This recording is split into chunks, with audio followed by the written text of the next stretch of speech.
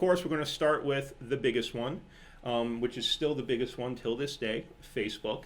And everybody's seen this graph in some form or another. This is really the most recent that I've seen. And this is really important for anybody to realize who is going to use Facebook, whether you're B2C or B2B in regards to a leg of your marketing strategy, is that organic reach over the years has really been taken away by Facebook. I've always said it that Facebook kind of pulled off the biggest bait and switch in history.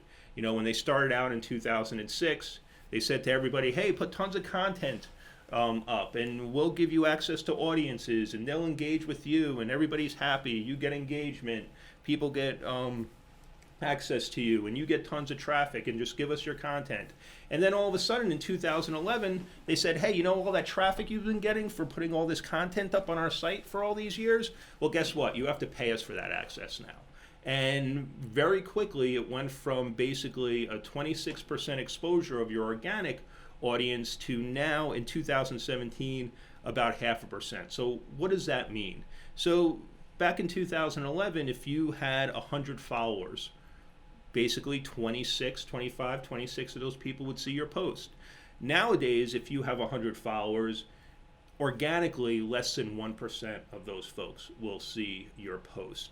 So, you know, it's something that's really changed, quite frankly, and why Facebook has been able to turn themselves into a multi-billion-dollar organization is over time they really started limiting that organic reach of companies, where now you had to pay to reach that audience that you built. And look, I was a digital marketing director for a publisher when this all occurred, and it was awesome. We were putting up content.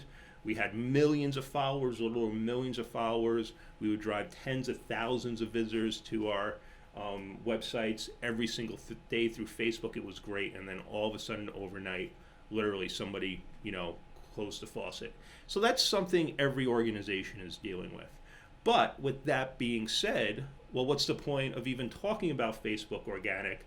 Well, 1%, if you got 1 million followers, is still a lot of people, okay? 2% of 500,000 followers is still a lot of people.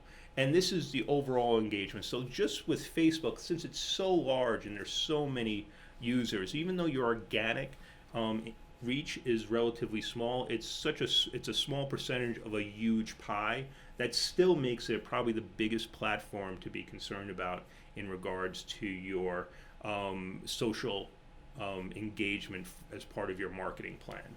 So why is all this happening? Well, there's been a few developments really over the past couple of years in regards to Facebook. And I'm not going to read the whole quote, but this was Mark Zuckerberg back in 2018, which has really had a major shift at Facebook. You know, I'm sure we all remember back in 2018, the elections, there was a lot of going up to Congress and talking and all that fun stuff. Plus, Facebook as a whole really started to be a lot more advertisements and engaging with your family members, you know, at the end of the day. And Facebook realized this. They went too far in one direction. So, you know, they really shifted gears from going from, hey, it's all about the advertisements, it's all about the ads, it's all about the branded pages, to now refocusing back to really what made them the platform that they are today, is those interactions. Okay, so just going through this quote real quick, we're making a major change to how we build Facebook. I'm changing the goal I give our product teams from focusing on helping you find relevant content to helping you find more meaningful social interactions. And that's where the shift has really changed with Facebook the past couple of years. And we've seen it. It wasn't just something that he said so he doesn't get called back up to Congress again. It was something that it looks like Facebook is really delivering on. So, first chart. And this is fairly recent, and I love the website marketing charts. If you're ever looking for a good chart around something, that's the place to go. So these are how the traffic, referral traffic to branded pages has changed over the past 2 years. Now this chart is working with data from I believe 2018 to April of 2019. So it's a pretty significant data set over a long period of time. So these are branded. So these are basically company pages. And this is how much their traffic on average across categories has really dropped off over this year and a half time span that they looked at. So everything from personal finance at the low end losing about 6% of their referral traffic from Facebook, to arts and entertainment and family and parenting and music losing 71%, 65%, 61% as far as the traffic that they're getting referred to them from Facebook. And this is a big shift because, and I've even seen it anecdotally in my own feeds, is that it got to the point a couple of years ago where all I was seeing was advertisements. Now I'm really seeing a lot of individuals, family members, friends, all that fun stuff. So you can even see it anecdotally how it's really changed quite a bit. Also, and this has been an ongoing trend starting last year, but really building more recently, is that the use of the news feed is really declining. And it's really changing. The use of stories is really increasing quite a bit, astronomically compared to news feeds. And that's Facebook really encouraging those individual interactions, okay? Moving away from really heavy, just straightforward ads, sponsored content, to really going individuals talking to each other. So if you're a business who's trying to utilize Facebook, what does that really mean to you at the end of the day? Well, just because they're engaging individual interactions doesn't mean that there's not opportunity for marketing and to drive leads and to drive revenue for your organization. So ultimately, they're encouraging engagement. Commenting or liking another person's photo or status update is becoming extremely important. Reacting to a post from a publisher brand that a friend shared.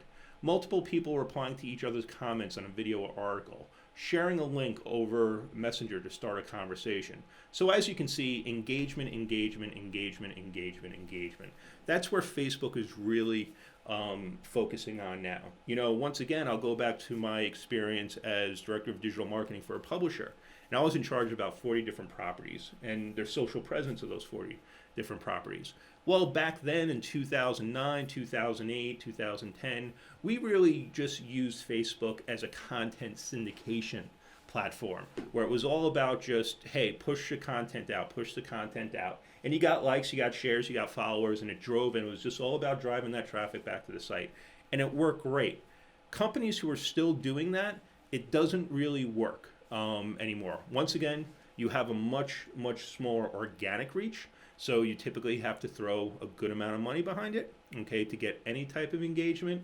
But also, you're not getting into any conversations. And people want to have those conversations on social media. You know, we see it all the time. Like, we work with organizations, whether it be a financial institution or an insurance organization or a retailer of high-end, you know, clothing items, okay, where they really do really good on Facebook and really get engagement, and it really drives revenue for them, is when they're talking to their audiences. So with that being said, let's talk about the algorithm of Facebook in 2020.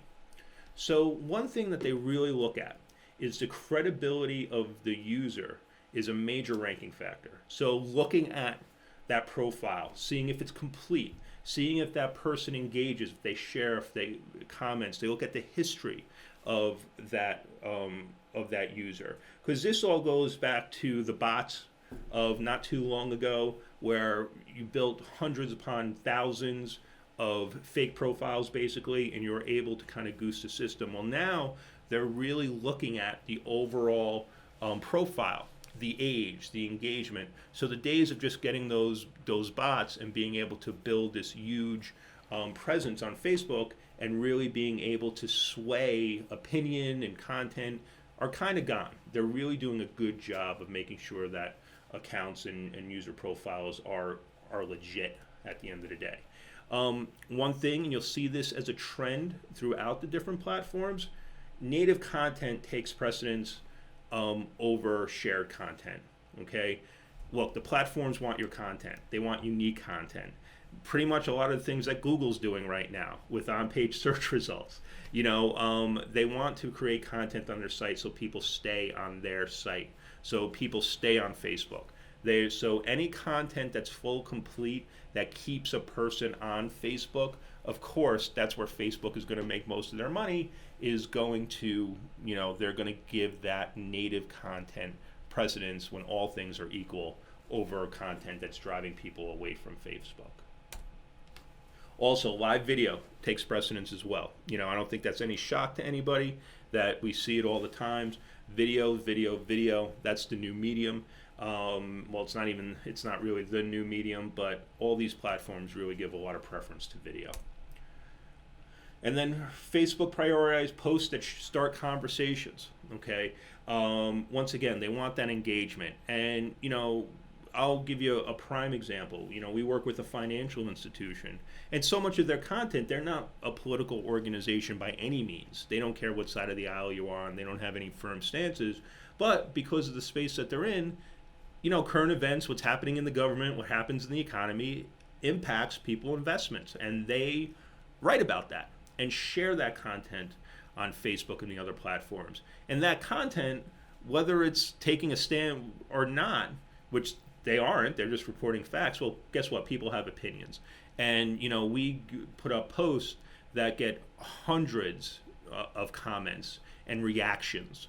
And that traffic reaches a lot of people, and it drives a lot of traffic. Now, they're not trying to be provocative or anything. It's just the nature of their industry.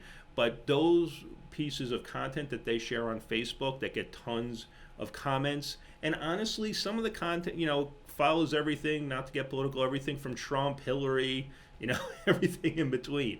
And honestly, if they're not saying anything that is disparaging to the brand or, illegal, we let it go, on the platform.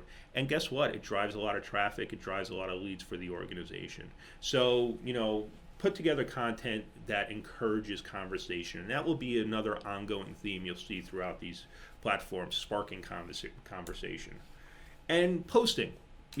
There's a lot of studies around this, how often you should post throughout the day. The general rule of thumb is about 5 times a day. There's been a lot of studies. You hear a little bit more, a little bit less, but it all seems to average out. You should be posting, engaging about 5 times a day. That shows the platforms that you're legit, you're engaged, you're having a conversation. So people that post more typically do better, and it all feeds off of more posts, more engagement, more traffic, your credibility goes up, so forth and so on.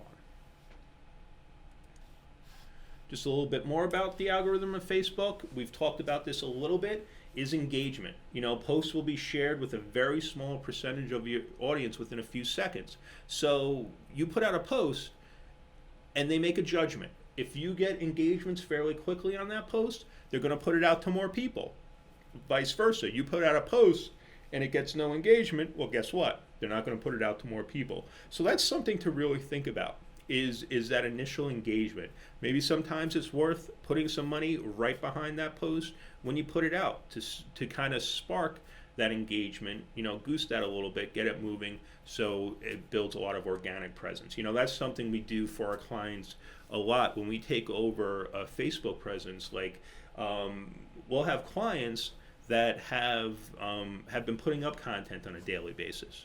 Okay, but they have no followers. They literally, like we had a client who was spending quite a bit of money, had 35 followers. Okay, so they were posting, every single day on Facebook, and good content, but they were getting no traction because nobody was seeing it.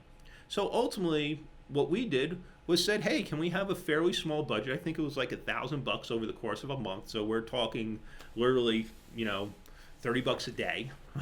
And we just started boosting some of that content to the core audiences. And they've seen some great improvement of their audience, great improvement of traffic, and basically posts that were being seen, were having 100 views are now having tens of thousands of views. So just putting a little bit of money behind your post in the beginning to build that traction, to build those followers, is well worth the money. Don't ask people to like, comment, or share. Once again, they want everything to be natural engagements. So by doing that, you're showing you can get negatively impacted. Also, and this is where Facebook really got themselves in trouble, is don't use false or sensational headlines. This is what really caused Facebook some problems past previous year and a half or so.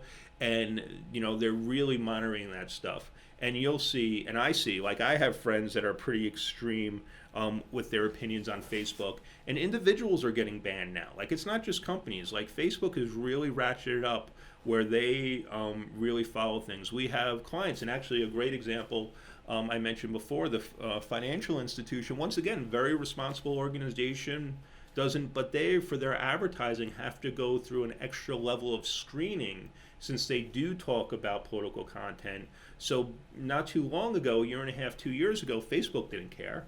You can post whatever you want. You want to put money behind it, great.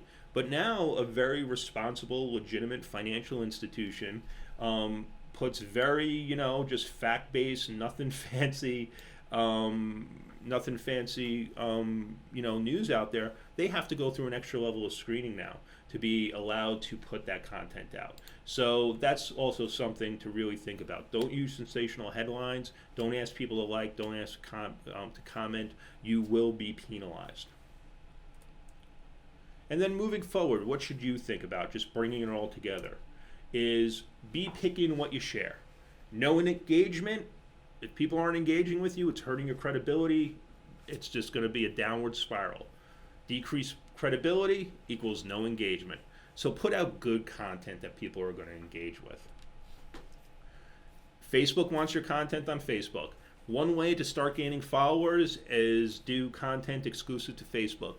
Granted, it's short term, it stinks. It's not driving content to your site.